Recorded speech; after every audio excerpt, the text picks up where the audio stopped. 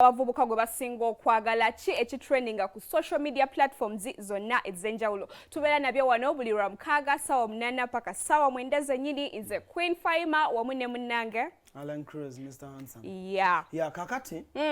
Onkubidde akaskati yako. Ka denim. Bakaita batya? Denim skirt. Yeah, it's a nice one, yeah. It's my first time okulaba ng'oyambaddeko bw'otyo. Era nange eno skirt yokka gye nnina. Yeah, waliwo mukwano gwange ali nowhere. Ali mu streaming live ku simu ye. Okay. Asindikite ka message nangamba tell that baby girl. Ka skirt kamanyi. Yeah, he's coming back around. Hey, Mulenzi. Yeah. Okay. He's some Norwegian friend of mine. Okay. Yeah, but you're smart. Thank you. Kuye kigato kibadde kirungi wansawo. Nga bulijjo tubikolanga. No stocks. Obwa Nike. Mbulina naye bunnemu okwoza. Tomanyi kwa buteera. Tomanyi kwa buteera. Nina stocks bungi. Nina mukwano gwange gwe nfananya embeera. Divorce. Badde ngena kugamba. Tugula ebintu byeru naye bitulemu okukuuma. Ng'oggyeko obweru. Stocks zino eziba empanvu zeetaaga ng'ozambayidde ku kintu nga kimpi. Kati awo ku kinu Alan simanyi oba oyita. Otubali tulagaawo. Yeah. Kubanga ziba mpanvu togenda zambalira omwo ozibikke. Nemwe, by the way, people abantu balowooza musagala bwagazibalaga magulu gange. But I'm telling you, I have the most handsome legs you've never seen on this planet. Tetuwakana. Abasambako nange omupiira bakimanyi. Nze nga nyambadde kino. Oba wakabinyo. Kala leero nyambadde buno Adidas. Waliwo mukwano gwange era agenzeyo Russia. Bamuyita Gerard. Gerard avuga skates. So Gerard yo mukwano gwange yandeetera buno obugatto buno bu Adidas buno. Tuddeyo ku magulu tube ku ngatto. Ku magulu kwe tuba tudda. Amagulu go. Gasizo. Okay. But then is all season wentuka nga some legs. Season netuka ne gakka. Entumbo ebeera zeewa. No botukole botuti. Mu kitundu kyaffe ekiddako nga tukomyewo mu half eddako. Ngenda kukomerawo mu kino.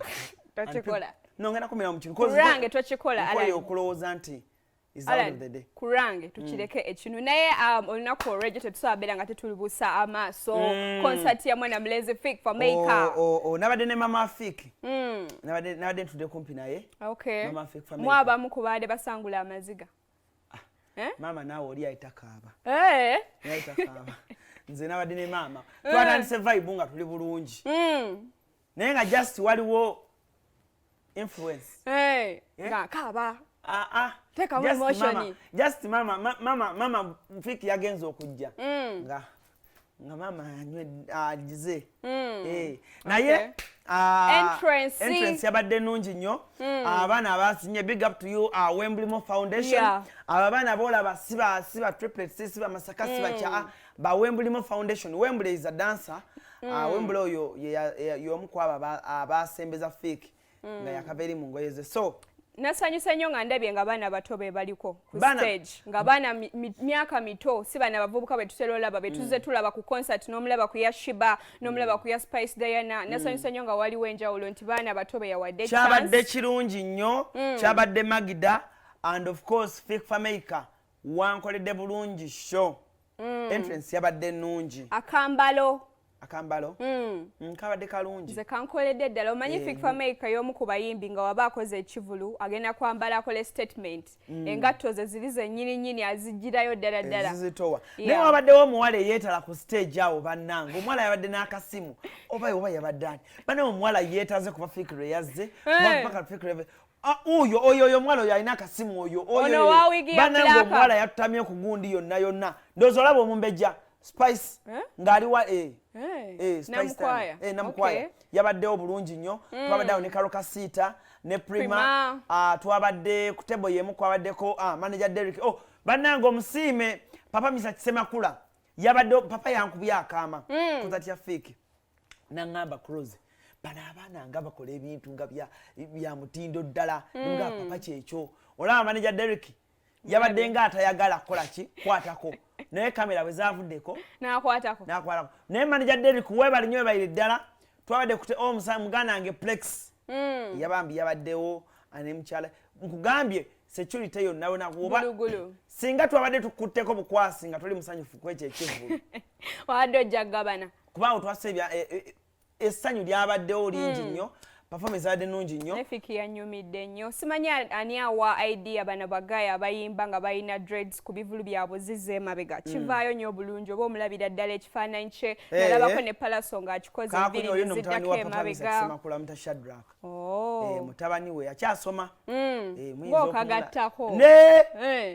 Nze abavubuka ennaku zino mbamanyi abaana ab'obuwala. Omwana akyasoma. Oyo mutabani wa Pamisa Kisemakula. Bw'atyo Fik bwe yayingidde ku stage, bwe yabadde first entry ye, bw'atyo bwe yafaananye olina okugyako ekyo ekigundi baasaze kisale. Kikeebu.